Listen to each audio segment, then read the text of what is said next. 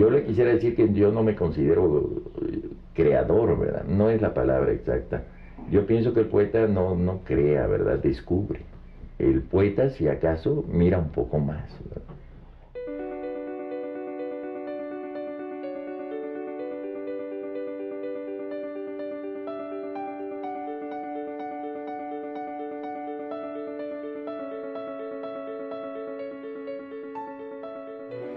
Es uno de los más importantes poetas del siglo XX.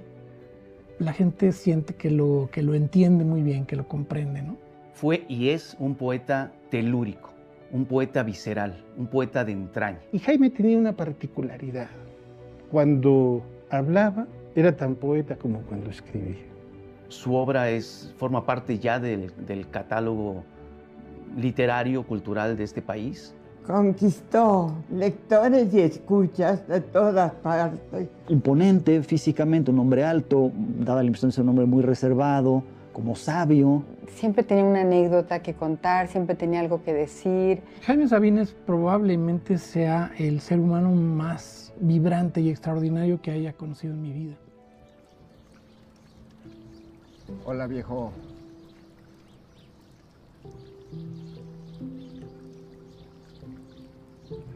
Lo que más echo de menos y extraño de mi padre son las conversaciones.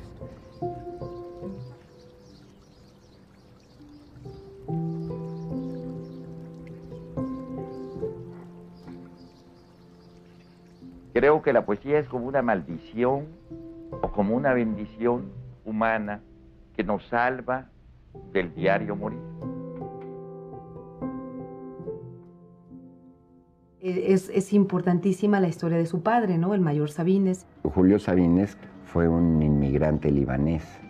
Emigró siendo muy joven, un niño de 10 años. Que fue un hombre que de niño vino del Líbano. Junto con sus hermanos. La familia es de origen libanés. Y en esa época estaban bajo el poder de los turcos. Y los turcos habían integrado un ejército sumamente beligerante, sumamente guerrero. Entonces la familia tuvo miedo que los 3 pequeños hijos fueran enrolados al ejército y decidieron enviarlos fuera del país. Pues por cuestiones económicas no podía viajar toda la familia, es decir, padre, madre y los 3 hijos. Los padres llegan a Cuba y dejan a sus 3 hijos en Líbano a cargo del tío para que después los manden en barco. Así, un tiempo después, los ponen en un barco que iban a tardar meses en llegar a Cuba, y cuando llegan a la isla Martinica, los niños bajan del barco a curiosear en la ciudad. Por andar conociendo una de las islas, perdieron el barco y se quedaron sin nada y empezaron a buscar limosna. Y una señora rica los tomó bajo su cuidado, los alimentó, les consiguió pasaje. El próximo barco que llegaba un mes y medio después, los embarcó.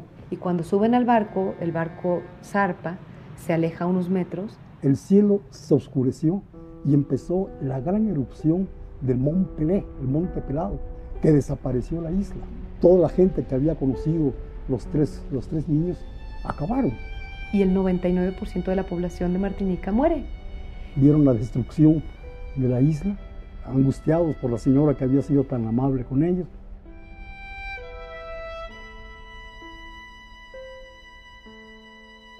Llegaron a La Habana. En La Habana fueron recibidos por migración, como sucede siempre. Venían de un pueblo muy pequeño de Líbano que se llama Safin. Entonces decían los funcionarios: a ver, lo de Safin, venga, pues, Safin, los Sabines, ¿qué más? Y quedó Sabines. Bueno, así llega el padre de Sabines, se encuentra con sus padres en Cuba. Creció en La Habana, pero siempre fue con muchos ánimos de aventura. Así es que decide emprender una serie de aventuras y el padre decide ayudarlo a que se vaya a México. Entonces le consigue los datos de un familiar con el que se va a vivir a Tabasco. Y en México encontró que había revolución, se afilió al ejército constitucionalista. Y como carrancista llegó a Chiapas con el grado de capitán. En Chiapas habría de ascender a mayor, el famoso mayor Sabines. Y el jefe de Julio estaba muy atraído por una joven muy bonita de apellido Gutiérrez. y le pidió que lo acompañara a una visita de cortesía para visitar a la muchacha que le interesaba. Llegaron allí y resultó que la muchacha hacía mucho tiempo que había localizado, pero a Sabines. Lo había visto en la calle por el bozarrón que tenía y el ir y venir, y lo tenía localizado. Entonces cuando llegaron los dos, la muchacha únicamente tuvo ojos para Sabines. Cuando regresaron... Va con su jefe y le dice, ¿sabe que vamos a arreglar esto como hombres? Y los hombres se arreglan con las pistolas. Saque usted su pistola, aquí lo resolvemos. Entonces dijo él, mire, mejor me retiro. Se casaron durante la Revolución en 1918, tuvieron 3 hijos, Juan, Jorge y Jaime. Jaime nació en 1926.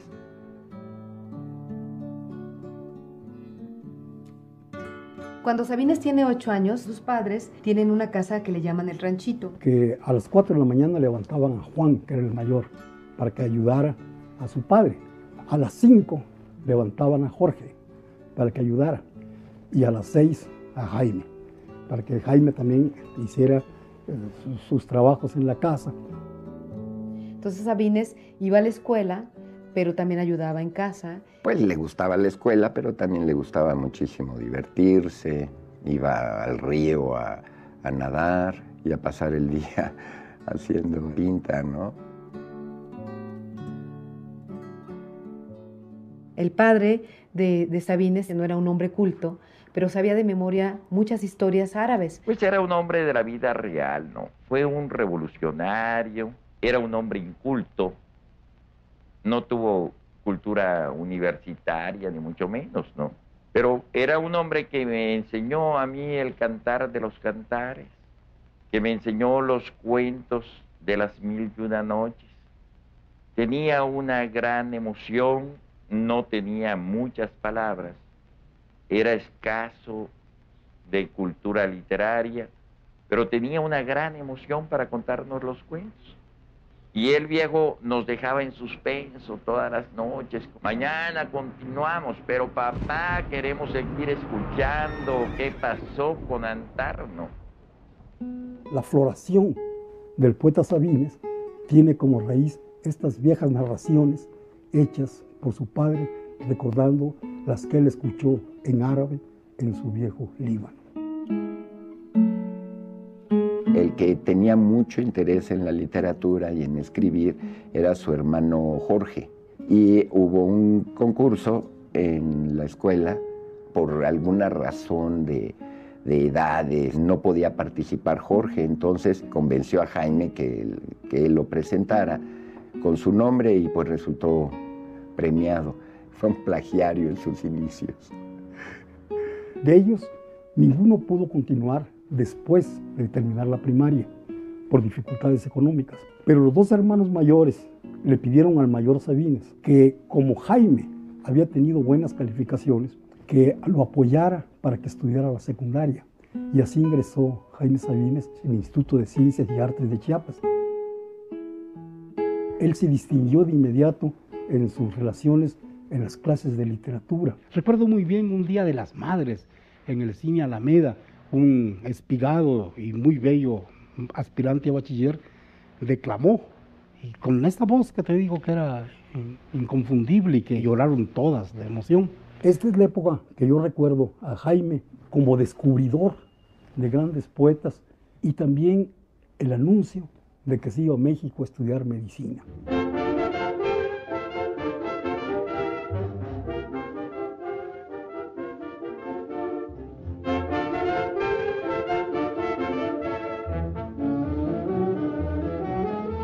Yo viví en varios lugares de la Ciudad de México. Cuando fui a estudiar medicina, viví en las calles de Belisario Domínguez. Era un barrio, pues, del centro de la ciudad, barrio, en cierto sentido, un barrio pobre, ¿no? Él escogió esa carrera porque creía que eso era lo que querían sus padres. Y cuando llegó acá, se dio cuenta que en realidad no era su vocación. Y él estudió durante 2 años medicina, pero sufrió muchísimo. Imaginen ustedes un poeta, la sensibilidad de un poeta y tener que estar destazando cadáveres todo el tiempo.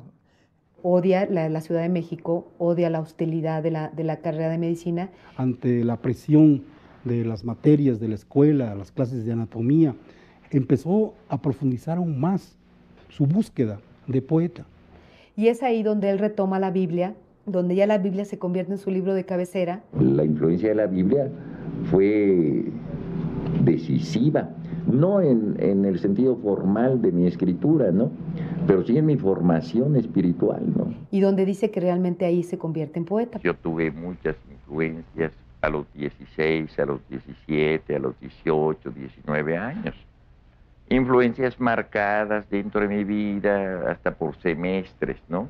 6 meses totalmente nerudiano, 6 meses totalmente García Lorquiano, 6 meses con la influencia de Juan Ramón, con Alberti, con los poetas que en los años de 1950 se destacaban.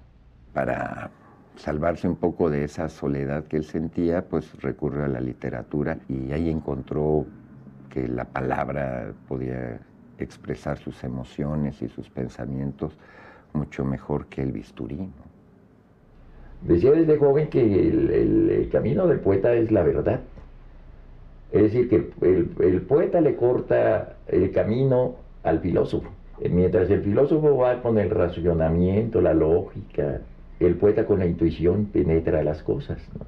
Entonces un día regresa a su pueblo en unas vacaciones y cuando llega ahí se atreve a confesarle a su papá, a decirle, voy a terminar la carrera, pero voy a colgar el título porque yo nunca voy a ser médico. Y él le dijo, ¿y quién te dijo que estudiaras medicina?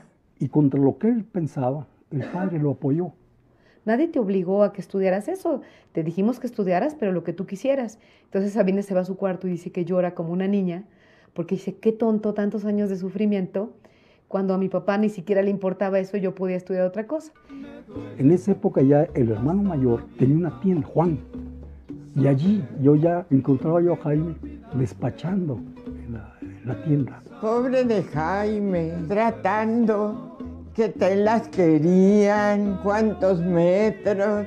Era pues, sorprendente verlo con aquella humildad en la que iba midiendo los metros de tela que entregaba a los clientes. Después parece que ya lo liberaron de eso.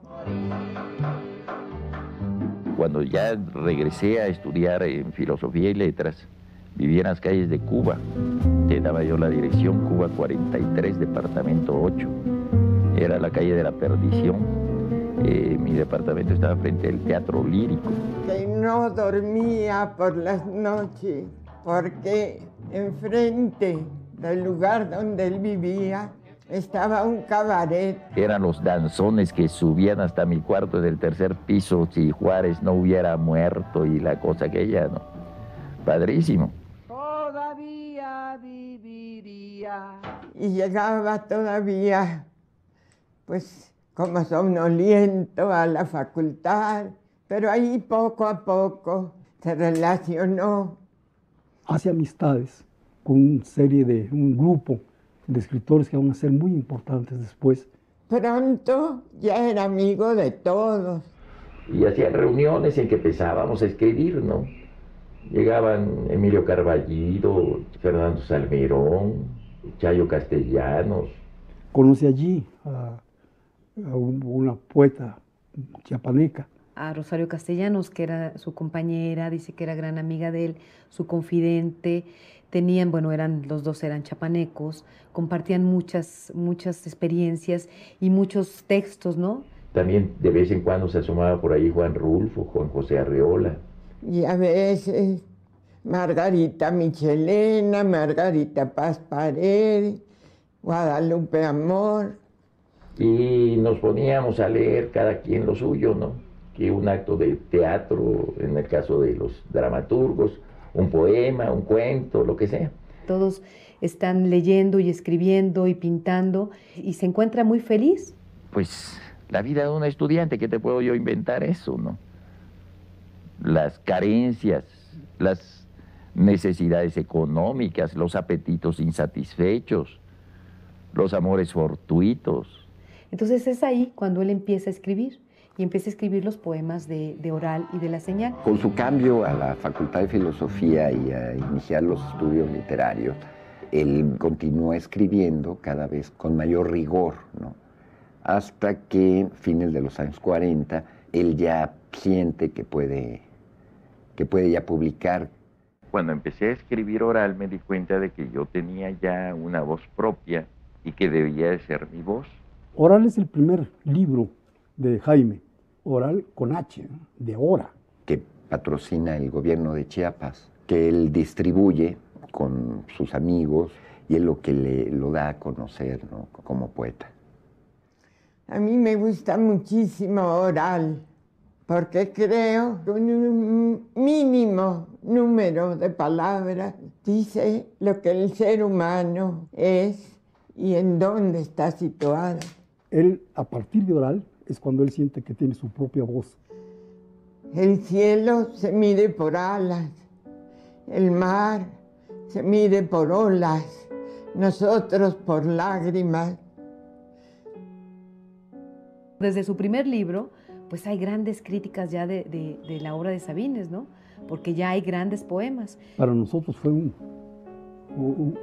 amanecer, un resplandor extraordinario, porque era una voz completamente diferente al resto de la poesía que estábamos acostumbrados a ver.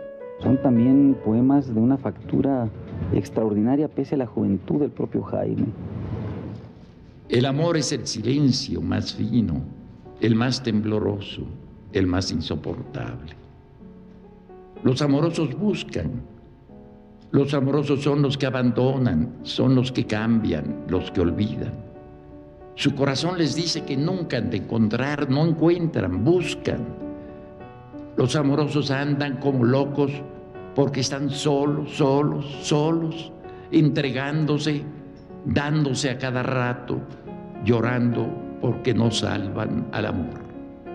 Tiene toda la frescura de un joven y es un canto al amor, un canto que es al mismo tiempo optimista y dramático. Es curioso que un poema de un muchacho sea el poema quizá más popular de la poesía mexicana actual. Si bien no es el poema que Sabines considera su mejor poema, sí es el poema más conocido, más famoso, más recitado, más declamado. Yo veo que mucha gente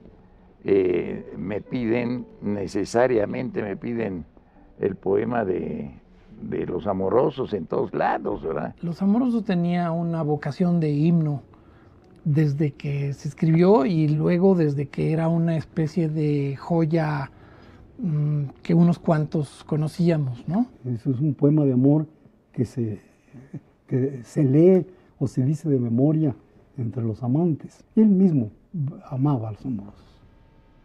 Los amorosos se ponen a cantar entre labios una canción no aprendida y se van llorando, llorando la hermosa vida.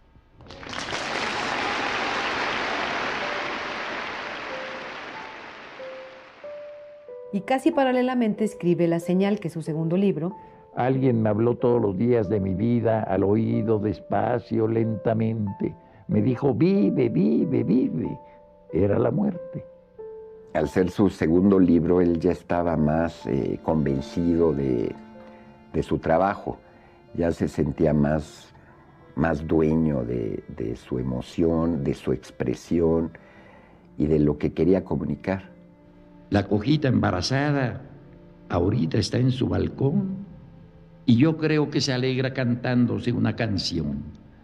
Cojita del pie derecho y también del corazón. Él sigue estudiando lengua española y entonces es novio de Chepita.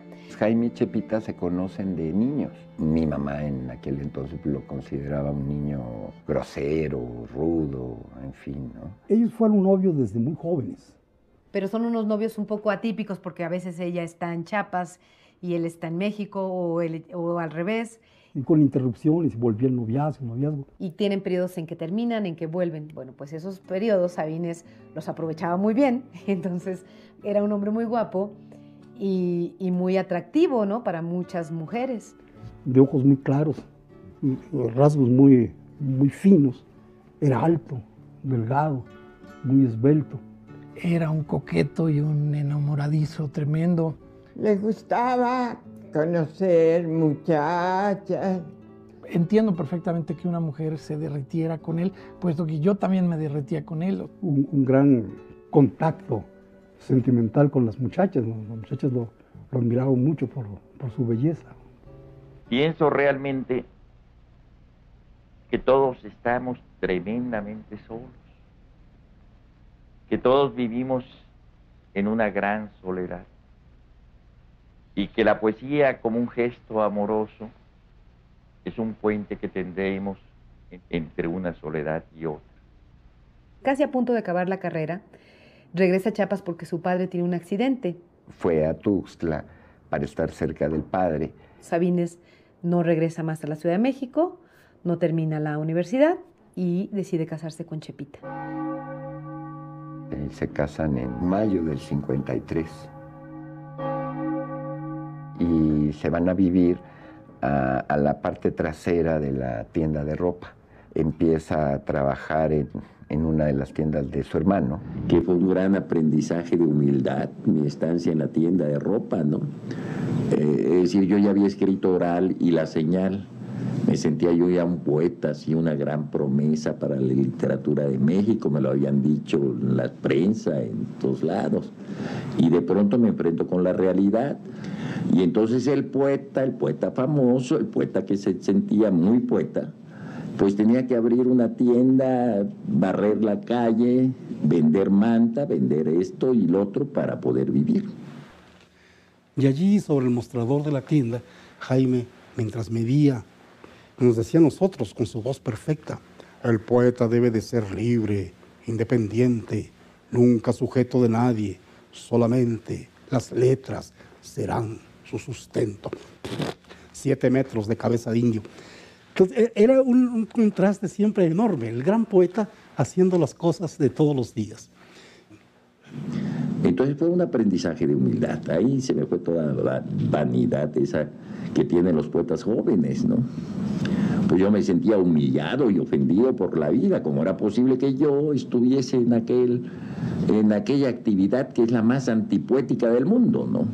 El comercio, ¿no? Al momento de llegar a cerrar la tienda, que se cerraba con unas cortinas de acero, nos invitaba a pasar a la trastienda. Jaime, con una gran generosidad, siempre nos daba, nos enseñaba no únicamente los hermosísimos poemas que estaba escribiendo en esos momentos, sino nos daba también una hermosísima botella de ron. Y ahí llegaban los poetas jóvenes y ahí hablábamos de poesía mientras se vendían las telas o las mantas. Jaime nos hacía el inmenso favor a nosotros, los adolescentes, de leernos el libro que estaba escribiendo en ese momento, que es Tarumba. Es uno de los poemas más importantes que se han escrito en México y que se han escrito en América Latina. Tarumba fue escrito en la tienda de ropa y entonces yo estaba renegando del mundo, renegando de la sociedad. Es una especie de canto narrativo de la rebeldía de un hombre que se enfrenta a la responsabilidad de una familia, ¿no? de un matrimonio y del hijo que viene.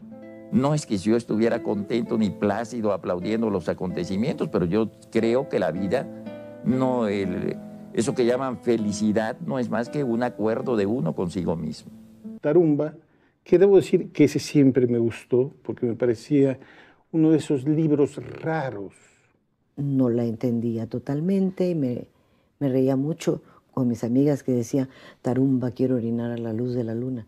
Un poema difícil, quizá el poema más difícil de Sabines, porque es un poema muy del hombre frente a la vida y frente al dolor, ¿no? Pero más tarde lo seguí leyendo y fui apreciando ese poema que en su momento es de una gran audacia, de una vanguardia.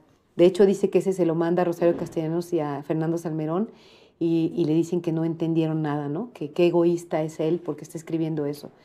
Y dice Sabines, pues, aunque ustedes digan eso, ese es mi mejor poema y va a ser el mejor poema. Entonces dice que solamente Pedro Garfias, un escritor español que llega a su tienda, le dice, oiga, vengo a felicitarlo porque yo solo vine aquí a Tuxtla a conocer a Sabines, que ha escrito Tarumba, y lo quiero felicitar porque usted ha hecho un gran poema. Entonces Sabines, eso me comprobó que era un gran poema, ¿no? El conjunto que es Tarumba, por su ambición, porque es un poema unitario, por toda la congoja, la angustia que tiene el poema, es también una de las cumbres de la poesía mexicana.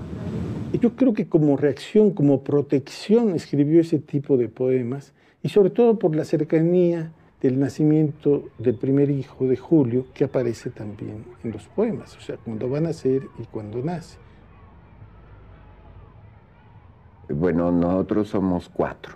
El mayor soy yo, Julio, después vienen Judith, Julieta y Jazmín. Con mis hermanas él siempre fue muy cariñoso, las trató pues con consideraciones especiales y con mucho cariño, ¿no? Eran para él sus princesas. Cuando éramos pequeños nos despertaba con versos, en las noches nos leía literatura, nos leía cuentos rusos, nos leía cuentos de las 1001 noches. Nosotros nos dimos cuenta de que era escritor porque en la parte de atrás de la casa donde vivíamos había un cuarto que llamábamos la biblioteca. Pero pues, la curiosidad infantil nos llevaba a jugar ahí hasta que nos encontramos uno que tenía de autor a Jaime Sabines, ¿no? Entonces le preguntamos, oye papá, ¿y esto qué es? Ah, es un libro. ¿Y tú eres el autor? Pues sí. ¿Qué dije ahí? Jaime. No, pues sí. ¿Y de qué trata? Pues léelo. El poema se da muchas veces gratuitamente, ¿no? Es como un don o como una cosa que crece dentro de nosotros, que sale, que aflora. En varias ocasiones me ha tocado descubrir que el poema no ha sido construido, no ha sido elaborado, sino entregado gratuitamente, ¿no? Sabines no corregía mucho, ¿sí? Casi nada. Poca gente nace con ese talento tan rotundo, ¿no? Y es notable cómo Jaime entra al poema casi directamente, casi nunca tiene correcciones posteriores. No es que yo escriba sin corregir, es que mis cuadernos, yo escribo siempre en unas libretas grandes, ¿no? Pues tienen pocas tachaduras, pocas enmendaduras, porque yo corrijo simultáneamente al acto de escribir, es decir, mentalmente. En el momento de llevar la pluma al papel, estoy corrigiendo ya en ese instante, ¿no? El hecho de que casi no corrigiera sus poemas no quiere decir que fuera complaciente. Tenía un don de que de pronto salía un poema de un tirón y si no salía, estaba fuera. En realidad, yo te podría decir que la poesía es un suceso, un acontecimiento, una ocurrencia de todos los días.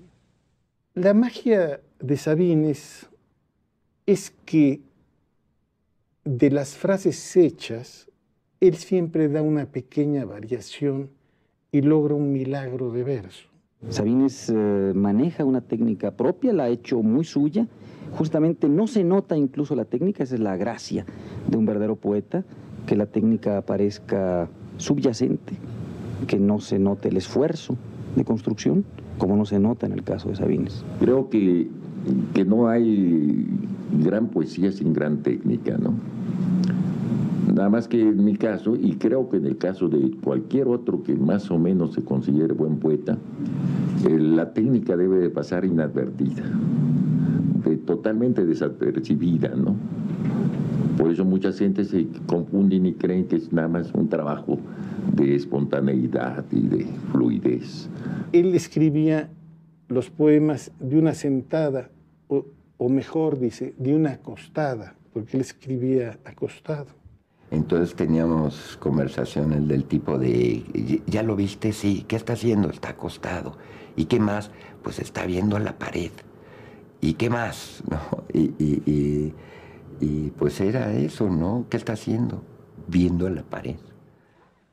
Es decir, yo creo que el poeta antes que nada tiene la obligación de hablar de lo inmediato, de sus vivencias reales, ¿no? Toda la vida no puede transcurrir en un solo carril uniforme, rutinario, ¿no? Como yo le decía al principio, Jaime tenía un amor extraordinario también para su familia, especialmente para su papá. Cuando murió, para él fue una pérdida tremenda. Cuando muere el padre del poeta, él sufre de una manera enorme, ¿no? Él pierde a la persona que más amaba. Mientras los niños crecen, tú con todos los muertos, poco a poco te acabas. Yo te he ido mirando a través de las noches, por encima del mármol, en tu pequeña casa. El poema del Mayor Sabines es una cosa muy dolorosa, ¿no? Surgió exactamente en el preciso momento, coincidiendo simultáneamente con la enfermedad y la muerte de mi padre. Los primeros poemas fueron escritos precisamente cuando mi padre salía del sanatorio. Sabines escribe esa primera parte del poema del padre, tiene un dolor tremendo. Todo el poema se hizo con llanto, ¿no? Con sangre. Es un poema del que no me gusta hablar. Es tan fácil decirte, Padre mío, y es tan difícil encontrarte larva de Dios, semilla de esperanza. Entonces pasan unos años en que él no escribe nada y no puede escribir nada porque cada que escribe viene otra vez la muerte.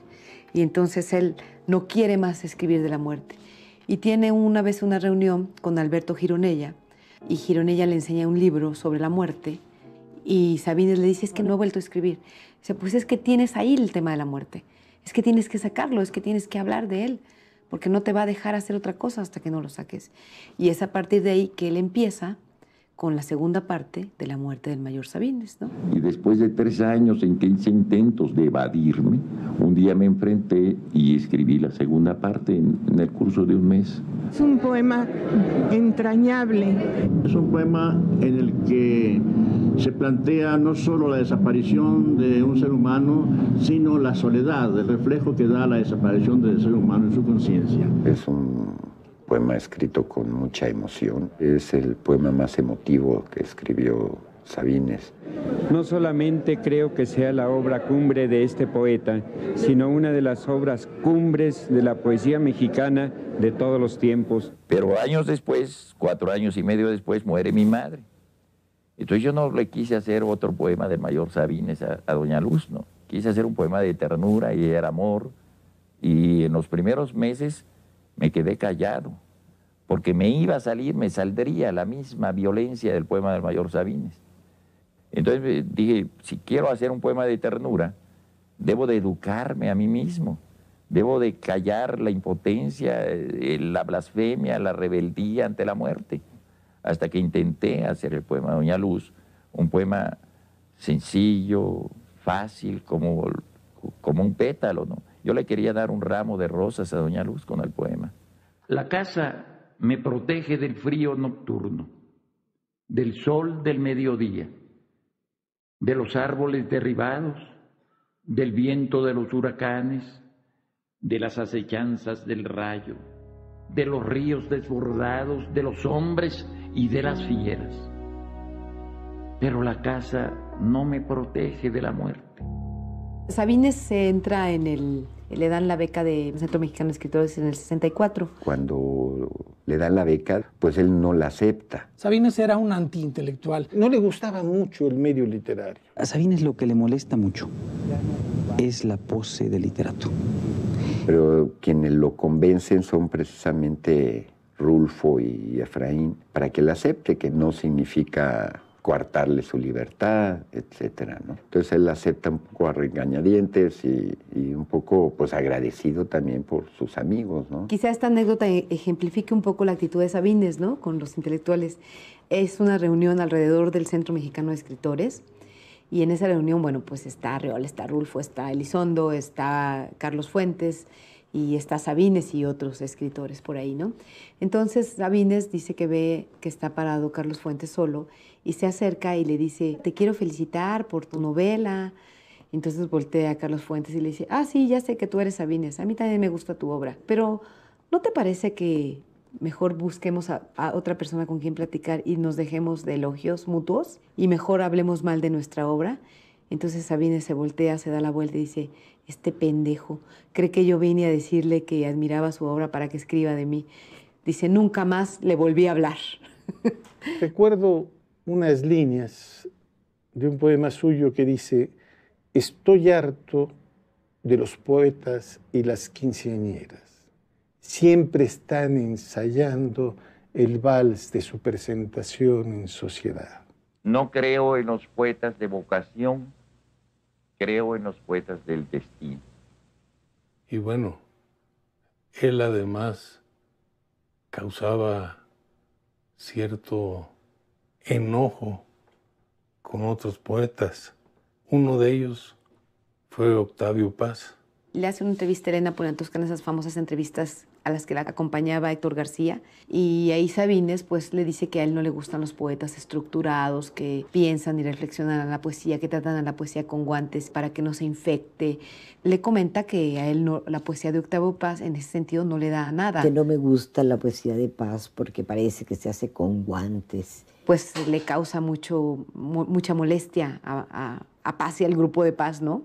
Sabines yo diría que es un poeta muy de la experiencia y Paz es un poeta muy de la reflexión. Yo creo que los dos son grandes poetas y ya pasado el tiempo podemos tomar lo mejor de Paz y lo mejor de Sabines. Pero bueno, quizá lo que haya lastimado la sensibilidad de, por llamarlo de alguna forma, por decirlo sutilmente, de Octavio Paz hacia Sabines, era la fama, ¿no? Le daban celos, que la gente cuando veía a Jaime lo aplaudía, le preguntaba, se acercaba. Señoras y señores, buenas noches. Con ustedes, Jaime Sabines.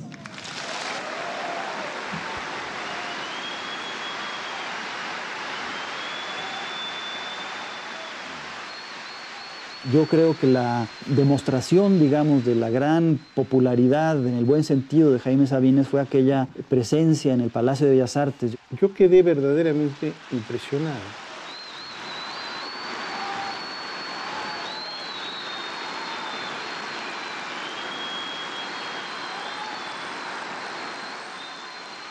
Y donde, curiosamente, él leyó delante de un escritorio que estaba del revés, porque era como si estuviera invitado de alguien, porque los cajones miraban hacia el público, que es donde uno se sienta, ¿no?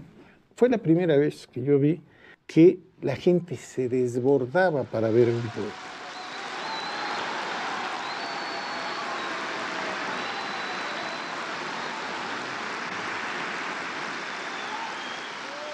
Y la gente no podía entrar, se quedaron mares de gentes fuera. Estos son aplausos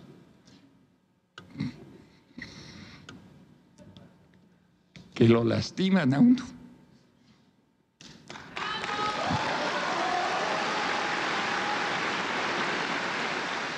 Y por primera vez también yo oía el grito de poeta, poeta. A mí no me gustan mucho los homenajes, no, en realidad no, porque como que te vuelven de piedra, ¿no? Porque te ponen, ay, sí, Jaime Sabines, gran poeta, y entonces como que te empiezan a construir una estatua, ¿verdad? Bueno, Jaime pasó una época verdaderamente terrible. La última década de Sabines, que vive enfermo. Fui a visitar a su cuñada y al salir había un pequeño escalón de 7, 8 centímetros que no notó. Y allí él se tropezó y se fracturó. Me fracturé el fémur y la cabeza del húmero.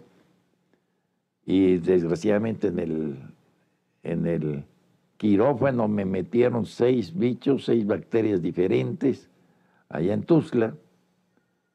Entonces fue un desastre y de ahí para acá he sufrido 35 operaciones. Pero eso le impidió ya en el último tiempo de su vida y al final hasta levantarse de la cama. Digamos que esos años es un hombre golpeado, lastimado, enojado a veces.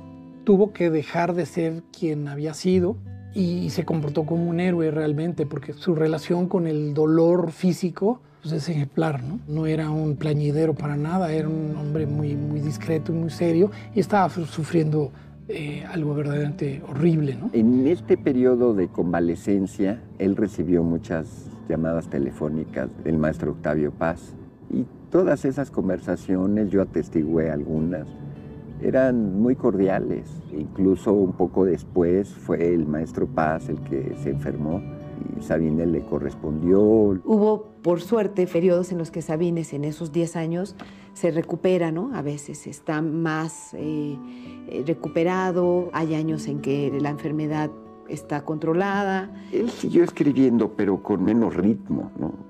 Ahora estoy en un rancho, vivo tranquilo.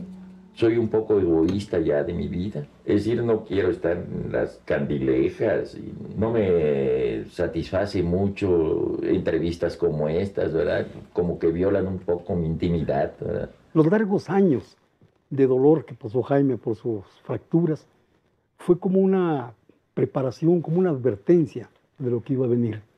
Después de la recuperación de sus males, empieza a tener otro tipo de malestares. Es reiniciar pues todas esas pesadillas de hospital y con los análisis y los médicos, radiografías, se le descubre el cáncer y le daban únicamente unos meses de vida. Sin embargo, él sobrevivió más de un año. Entonces, hacia diciembre del 98, él decide suspender el tratamiento y quedarse en casa. Desde hace 2 o 3 meses digo, llegaré a fin de semana. No creo que tenga cáncer ni ninguna otra enfermedad incurable, pero siento que de un momento a otro me voy a desplomar. Veo morir la gente tan fácilmente. Es un tiempo en el que él siempre se está, a veces sí lastimado, pero también a veces agradecido, ¿no? Y esperando siempre, como decía la poesía de Sabines, siempre el amanecer, ¿no? Él confiaba en que se iba a aliviar. Sabines siempre, creo que hasta el último momento de su vida, él creyó que iba a amanecer, ¿no?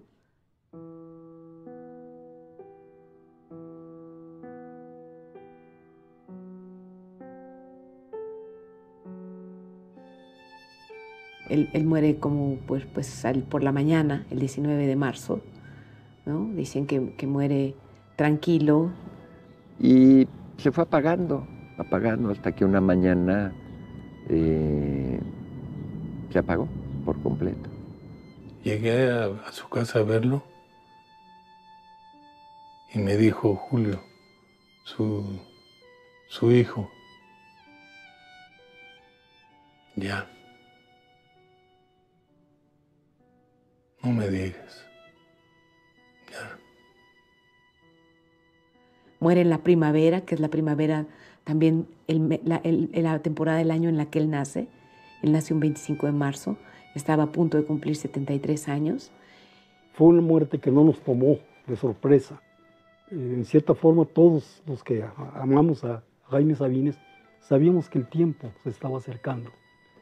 Pero aún así, el día que llegó el momento del fallecimiento, fue un día sumamente triste para todos nosotros. Pues por fin murió y todos, bueno, especialmente yo que tengo 90 años, creo que lo que más me duele es haber perdido a mis amigos. La verdad para mí fue un dolor tremendo, ¿no? Era la pérdida pues de un maestro, de un regalo de la vida como periodista y también la alegría de haber podido estar con un personaje tan importante, ¿no? Sí, Jaime está en mi memoria, cómo lo conocí, cómo conviví con él en la facultad y en los lugares donde nos reuníamos. Y a él creo que cada uno de los que estuvimos en esa época y todavía vive, lo recordarán como una gente extraordinaria. Yo solo tengo agradecimiento por mi padre, por lo que me dio. Casi todo lo que soy se lo debo a él. Es un poeta, una fuerza desatada de la naturaleza, yo diría, en la literatura, ¿no? Pienso que la obra de Jaime Sabines es una obra importante en el marco general de la literatura del siglo XX en México y, bueno, de nuestra lengua en general. Creo que es un poeta único, ¿no? Como los grandes poetas, ¿no? Como lo fue Neruda o como los grandes escritores, ¿no? Como lo fue Joyce. Que este camino que Jaime empezó a caminar con tal firmeza no se cierre. A él le hubiera gustado mucho que se leyeran sus poemas sin que supieran quién lo había escrito, ¿no? Que el autor desapareciera, pero que el poema sobreviviera. Y ojalá que su obra sobreviva. Una vez te dije y lo repito, tú, Jaime, eres un poeta que nace una vez cada 500 años. Dentro de 500 años, cuando nadie recuerde a los pequeños hombres que hoy son importantes en México, dos jóvenes amantes tomados de la mano entrarán en una librería a comprar tu libro y serás tan joven como ellos. La poesía es un acto gratuito, es un misterio tremendo, al que hemos pesquisado, al que hemos buscado durante años de nuestra juventud, en ese encuentro tremendo de las palabras con el misterio de la vida.